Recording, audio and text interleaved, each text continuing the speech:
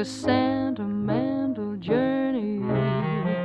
Gonna set my heart at ease. Gonna make a sentimental journey to renew old memories. I've got my bag, got my reservation, spent each dime I could afford. I'm like a child in wild anticipation. I long to hear that all aboard.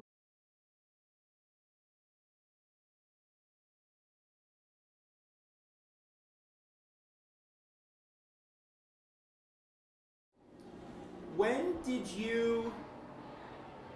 did you first learn about the war, about what happened in Pearl Harbor? Do you remember how you heard about that? About the Japanese attacking in Pearl Harbor? Do I remember?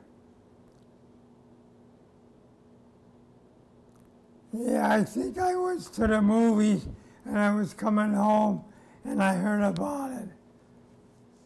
Was it like on the radio, or did they interrupt the movie and say something? Do you remember how you learned? I forget. I think I heard it on the way home, walking, and there was a, I don't know how I heard Somebody on the street? on the street to talk about What it. did you think when you heard that? I thought, boy, what's going to happen? How so? What do you mean that what's going to happen to? What did you think was going to happen?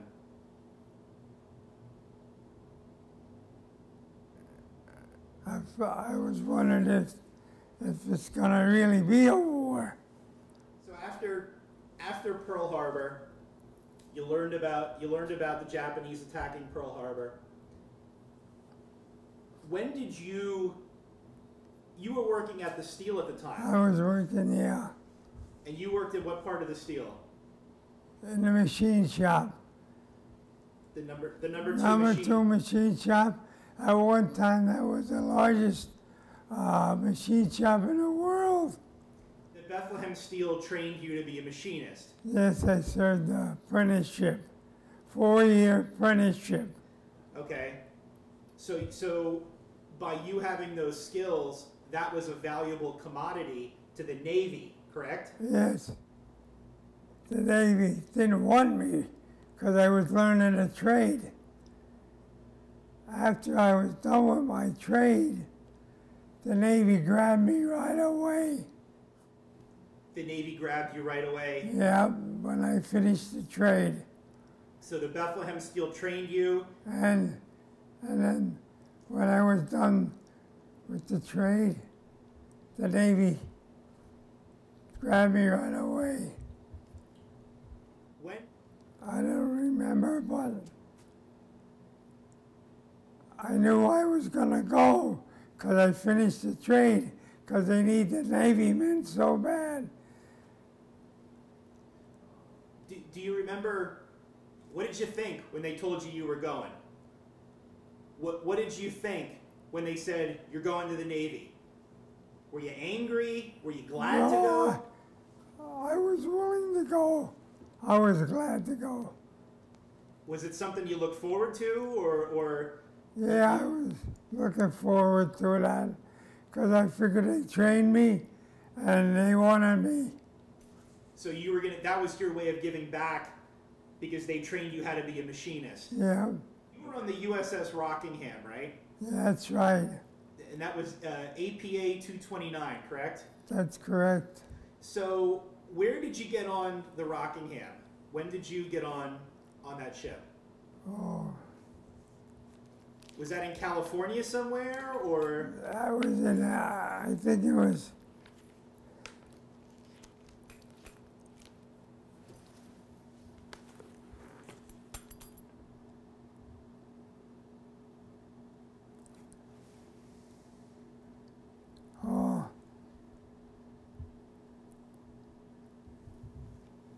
Rockingham APA 229 was laid down. I should have my glasses on. I dropped something. It's okay, I'll get it for you. September 1944 by the Kaiser Shipbuilding Corporation, Vancouver, Washington. Launched November the 1st, 1944. Rockingham experienced the first of many enemy air attacks. Do you remember that? Oh, hell yeah. What was it like? What was it? Was it kamikaze or? Yeah, that was suicide planes. Yep. Yeah, that's when it was like 4th of July. It was really like fireworks, everything in the air. You mean it was with the explosions and? Yeah,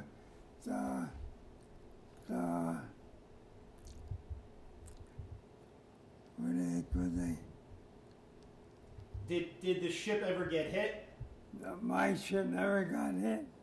The first of many air attacks witnessed by the sinking of a suicide plane by nearby SS Canada Victory. The next morning, Rockingham joined New Mexico in splashing kamikazes. What does that mean? That's when they started shooting at them and that. To shoot back at the kamikaze. About the who? About the picture of MacArthur's car. How did? Oh, that's five-star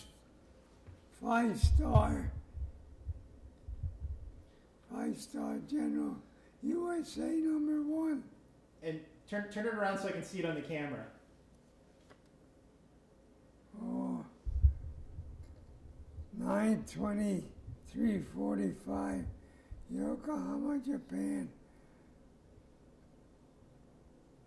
Because I can't read that. Oh, we took this MacArthur's car and all his belongings. We took it from Manila to Yokohama. How did you get that photo developed? You were in the middle of the ocean. Because there's a guy,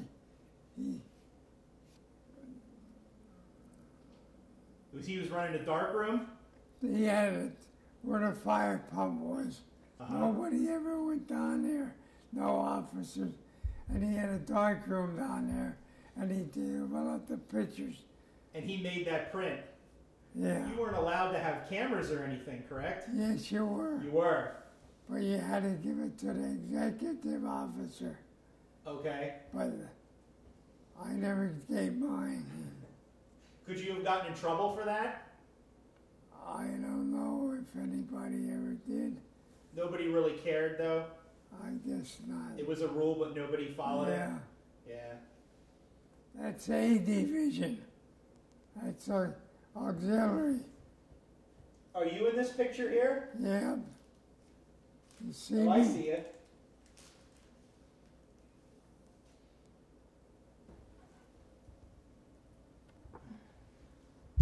Oh, I got all the names on there. Which one's you?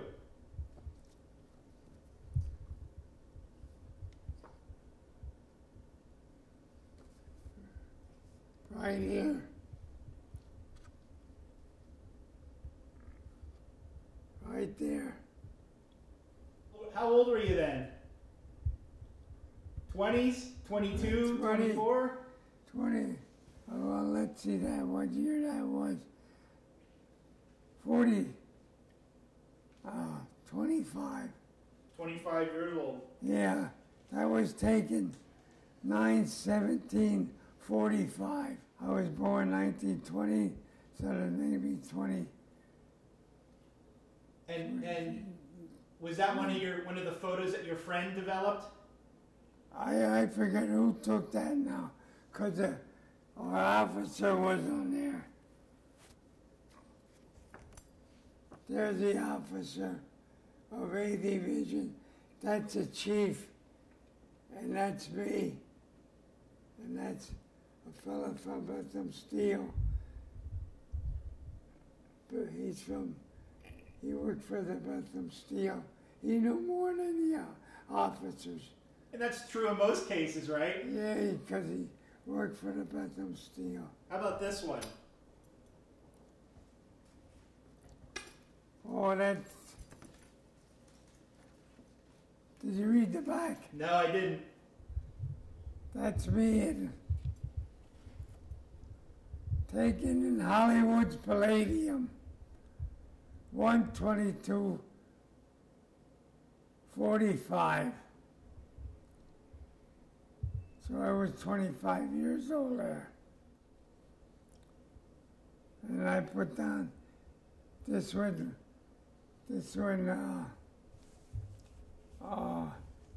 Mary was living. Okay. And William Blankenship 4 case.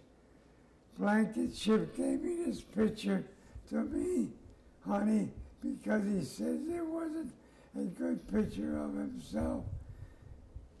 He was going to tear it up, so I asked him. So your friend gave it to you and you mailed it home. I asked him for it, so he gave it to me. It cost him $1. He didn't want any money for it. And then you mailed this photo home. Yeah, I guess I did. So how, when you were away, how did you were allowed to write home? Yeah. And but all the stuff was it censored? Censored.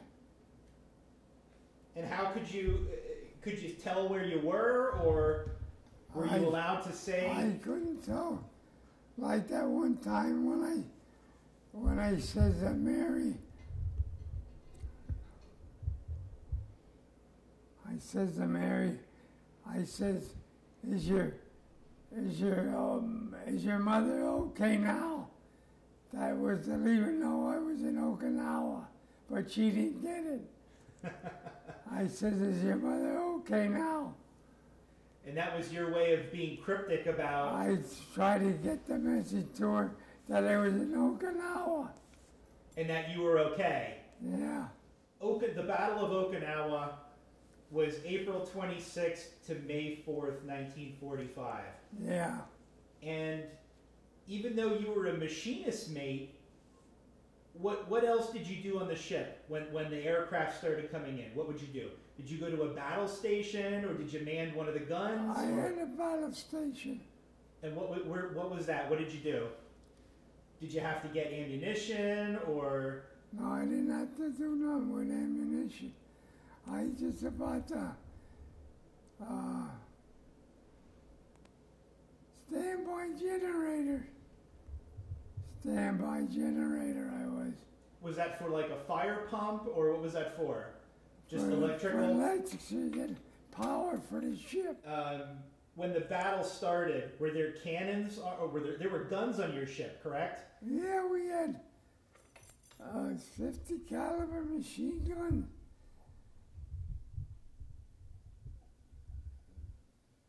50 caliber machine gun. Were there any big cannons? No, that's what I had. That was 40 millimeter. The bottom part, 40 millimeter. So you made those on the ship? Well, they were already fired. They were fired already.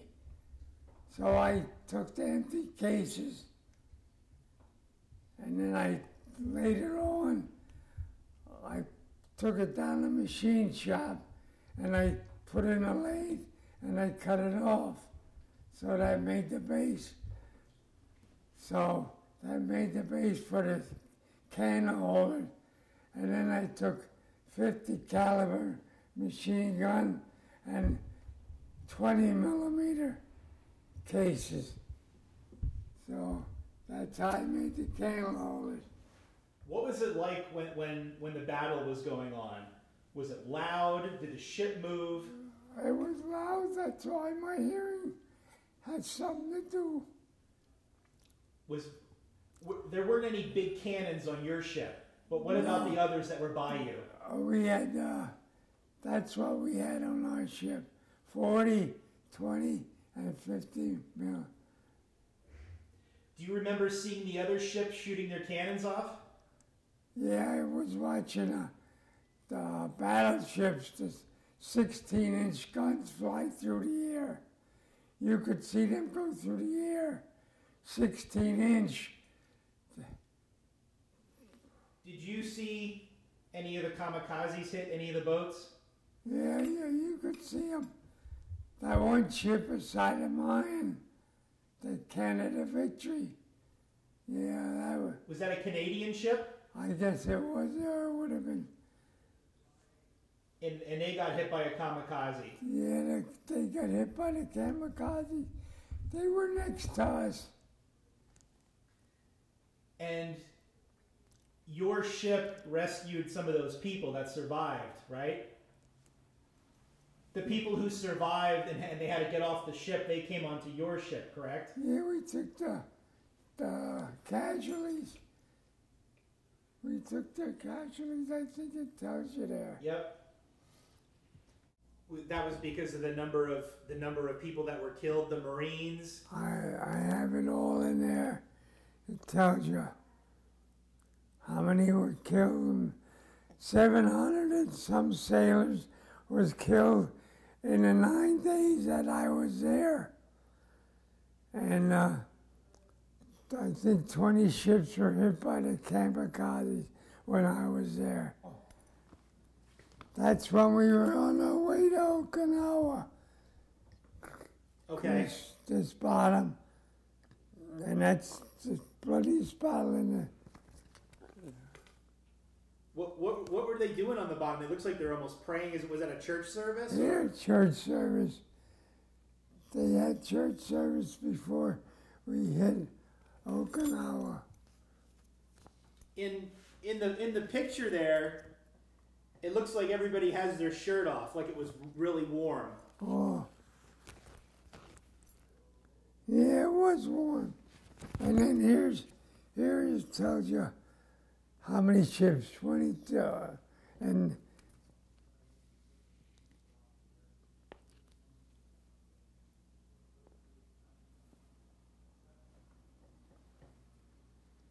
I think it was the Ingram that was hit, and that's the guy from Fountain Hill that was on that ship. 14 killed, 737 wounded. Was it hot in the boat? Down in the machine room. Was it very temperature? Was it hot? Well, our ship, we didn't have no air conditioning. No air conditioning on our ship. I don't know about the others. Maybe they did, maybe they didn't. So it was very hot. Yeah. Besides making the candlesticks and other things, what else on the ship could you do for fun, for recreation? Could you jump off and go swimming? Could you do anything like that? No, you didn't. When you were out of the war zone, then they used to do things, but not in the war zone. When you were out of the war zone, you used to go to some of these islands and you used to get Coca-Cola and beer. From the island? Yeah. Was it at least cold? Or was it warm beer? Yeah, it was cold. Yeah. So after the Battle of Okinawa, the bloodiest battle in the Pacific, when after the battle was over, what did your ship do? Did you take on casualties? Did you? Well, it wasn't over yet when we left. Okay.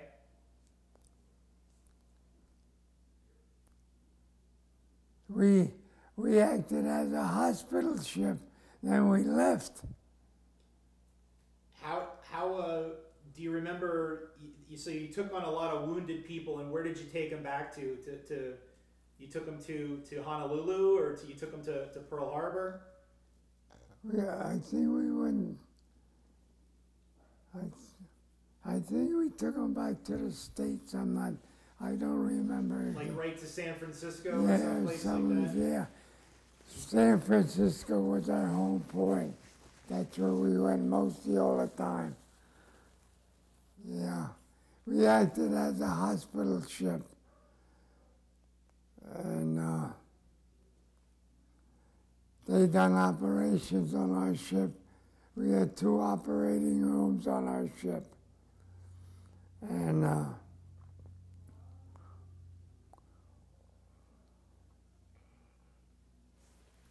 there are a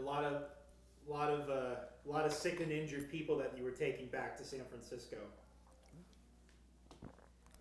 yeah, we had, and that one time, the USS Terror, that was hit by a kamikaze. And that was near us. And we took their casualties aboard. And the boat crew from our ship helped to bury the dead. So tell me about this letter here from James Forrestal. He was the Secretary of the Navy. Yeah. Tell me about this. When did that come in the mail? This came after I got discharged. I got discharged down in Maryland. Dear Mr. Carl, I have addressed this letter to reach you after all the formalities of your separation from active service are completed. I have done so because without formality, but so clearly as I know now to say it, I want the Navy's pride in you, which is my privilege to express, to reach into your civil life and to remain with you always. You have served in the greatest Navy in the world. It crushed 2 enemy fleets at once, receiving their surrenders only 4 months apart. It brought our land-based air power within bombing range of the enemy and set our ground armies on the beachheads of final victory.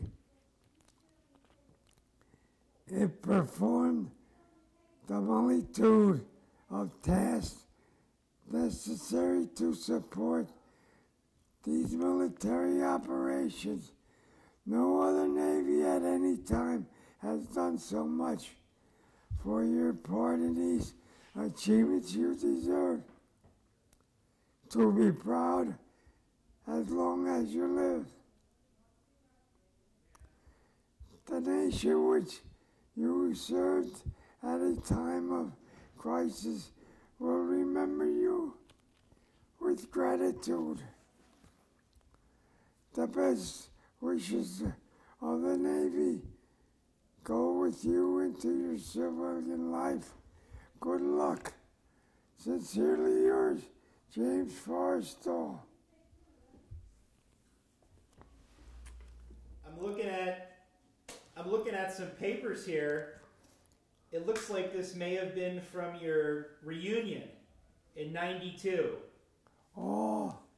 Because it says here that you were discharged in March of 1946 in Bainbridge, that's it. Bainbridge, Maryland. Bainbridge, Maryland. And you entered the Navy in June of '44 in Allentown. Yeah, Allentown. And you went to boot camp in Sampson, New York. That's it. from June of 44 to August of 44, and you joined the Rockingham in Astoria, Oregon. Yeah. In November of 1944. Yeah. When was the last time you saw any of these guys that you served with? Was that in 92? Oh, geez, I forgot. When I saw the last time, the one buddy from that worked at the Bethlehem Steel, he passed away. I went to his funeral. William Blankenship, he worked for the Steel, Bethlehem Steel in Baltimore. I went to the funeral. I forget what year that was. And then the next guy that passed away,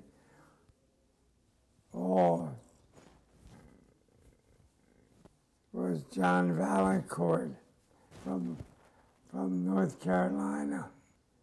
And then the other guy, when the heck did he died before the others. Poor case from Youngstown, Ohio. Yeah. I couldn't believe it. I couldn't believe it when the war was over. That you didn't think it was real, or you thought, you know, finally it's now over? I figured that finally it was over when they dropped them 2 bombs. Because of all the destruction and all the lives? Yeah, all the people that died there. There's a lot of things that went on to get ready for the war. There was a lot of manufacturing, a lot of. Were you ever worried about having a job or anything like that? No, I wasn't worried. Because I never was laid off at the Bethlehem Steel. And how long did you work there?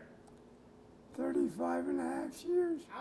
How did your experience in the Navy, in the war, how did that change your outlook? Did it change your outlook for your life overall? Certainly going away to war is a big experience. But did it change how you looked at things, or did it change how you felt about things? Yeah, it changed things. I figured everybody should go to the service for 1 year. So they can see what happens? Yeah, to learn to appreciate things. You think there's not much appreciation now? I don't believe so. When you came home from the Navy and from war, was there any kind of celebration? Did folks back home have any kind of like party or a barbecue or? I forgot that. I believe they did. They had a welcome home party? Yeah. And people were happy to see you. Yeah. And was grateful. Because that hasn't always been the case. I know. When veterans came home from war, folks weren't always nice to them. I know. During the Vietnam War. Yeah. They came home. That was different. Different times. That was a different kind of war. What moment did you finally feel that the war was over? Was it when they dropped the bomb, or was it when they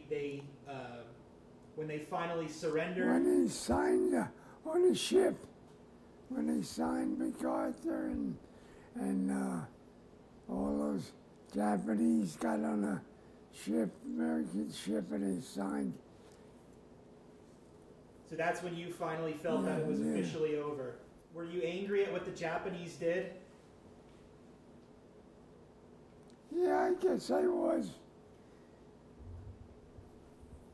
And, I mean, you saw things that nobody should ever have seen in war. Yeah. I'm sure you remember it like it happened yesterday. That, I think, changes people's appreciation for things that go on. Yeah. And maybe that's why you have a different outlook. On life, yeah. Right, because of an event like that taking place. Tell me something about your experiences in Navy that was never in the history books? Something that was important that you saw occur or that you experienced that it's not in the history books? Maybe because it wasn't so large. Maybe it was a smaller event. Do you remember anything like that? I don't. Anything that happened on your ship or anything that you saw? Oh, when the guy shot himself. What happened there? A guy from we had an army on our ship, and I guess he couldn't stand it, so he shot himself in the head with a .45. And did you know this guy? Did you know him? Was he a friend of yours? No, he was no friend of mine. All I knew, he was a gunner's mate. Did you ever want to go into a different branch of service besides the Navy? In the beginning, I did. I wanted to get in the submarines. Well, that still would have been the Navy, but Yeah. why did you want to go into the submarines? I don't know. But then I changed my mind. That's dangerous, boy. Did you ever think about staying in the Navy?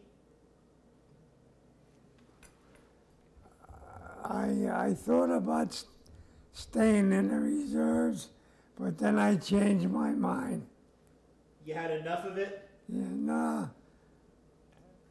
I guess it's kind of when Johnny was born, he was 18 months old when I first seen him. So that's what made me stay out. Because it was a little different now. Yeah. So this looks like your separation from the Navy. Yeah. You were born 5/26/1920. 20. And you were Selective Service Board, was it Emmaus? Yeah, Emmaus, that's it. You were inducted in June 20th of 1944. Yeah. And sent to the USS Rockingham. Initial mustering pay, this is interesting, $100. Yeah, when I tell you how much pay I got, $21 a month. How do you like that? $21 a month. Does it say that there? No. Well, it says here your total payment upon discharge was $45.33. Boy. That's not a lot of money. $21 a day, once a month, I used to say. That was 70 cents a day I was getting paid. So it says here that when you left the service, you were in for a total of 1 year, 9 months, and 5 days. Wow.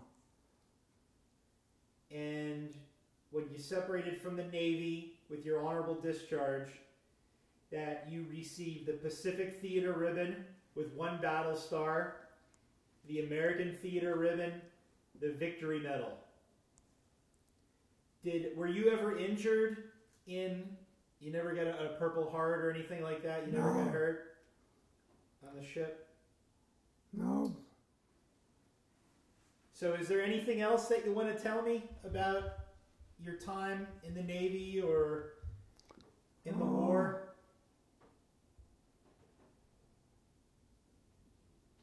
No air conditioning on the ship. Used to use a fan, and then there wasn't enough fans.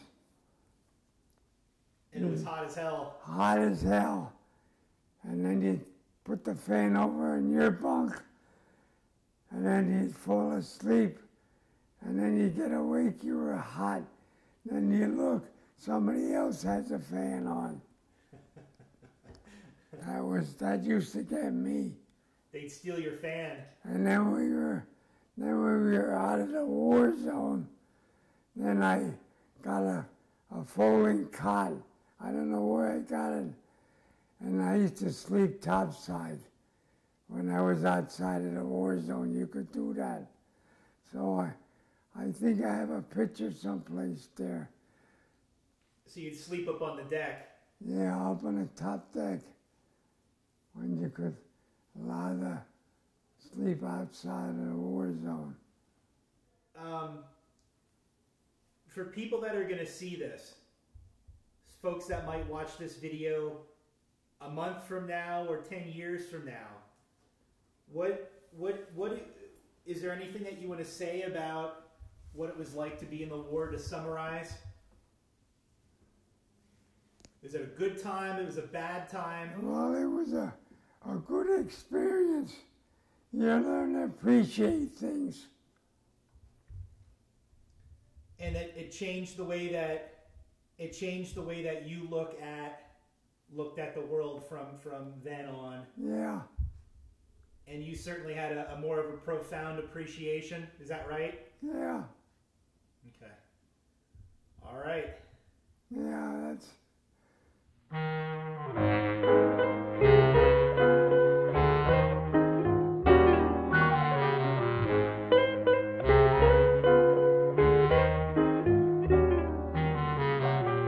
Gonna take a sentimental journey. Gonna set my heart at ease. Gonna make a